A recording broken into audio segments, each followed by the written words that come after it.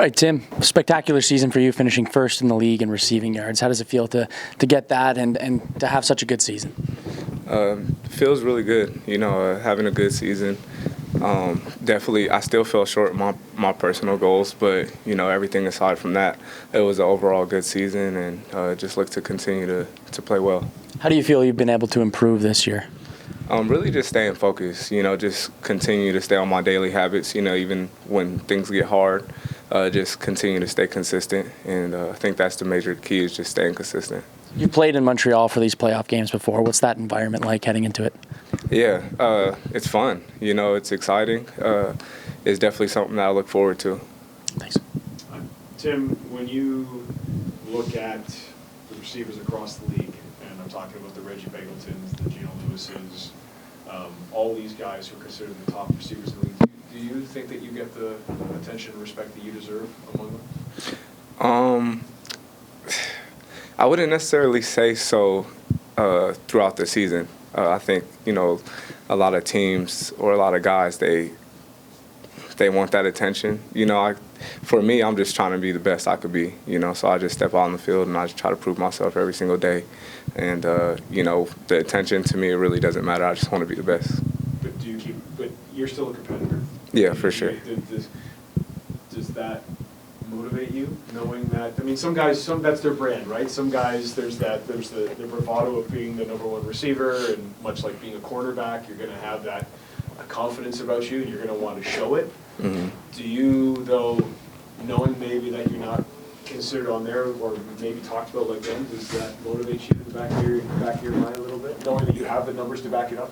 Yeah, for sure. I feel like for me, like my motto going into the playoffs is like that I have everything to prove, so I don't overlook anything. I look at everything, and I definitely see that definitely has my attention, and I just look to prove it every time I get on the field. How important do you see your role being a leader, leading by example, knowing that, as we talked about, and you've been in the situation before so many times with this team where you have one guy come in and then another quarterback comes in, and this team has had success, and it didn't work out so well last year during the playoffs, but what kind of responsibility do you see yourself kind of having in that role, knowing that, hey, like, different guy comes in, that means they have different keys, they have different things they like, that's a lot of mental juggling that you have to do. Yeah, for sure. It's like you just have to adapt your game, and I feel like if you want to be considered as the best, you have to be able to adapt your game. You can't just stay the same. So to me, I really look at like a challenge. So whenever a new guy comes in the huddle, not even just that quarterback, but even a new receiver who may not have the playbook fully all the way down, I try to just have that quarterback mentality at the same time, like let me be able to get this guy in his place correctly and, all those things. So when a new quarterback comes in and the ball is in a different area than I usually would have it with another guy, I look at it like a challenge, like, okay, like let me make this adjustment and make this play. And to that point, not specifically to Bo and Matt and Taylor and Kai, but what is it when we don't appreciate when one quarterback comes in for another? What does the receiver have to keep in mind? You talked about hand positioning for where they might throw the ball, but what might also be on your mental checklist? Yeah, my mental checklist is, number one is getting our call. So how is the play going to come out? Are we able to dissect that play from, reading his lips to hearing the play call? And then it's going on to the field or going out to actually execute the play.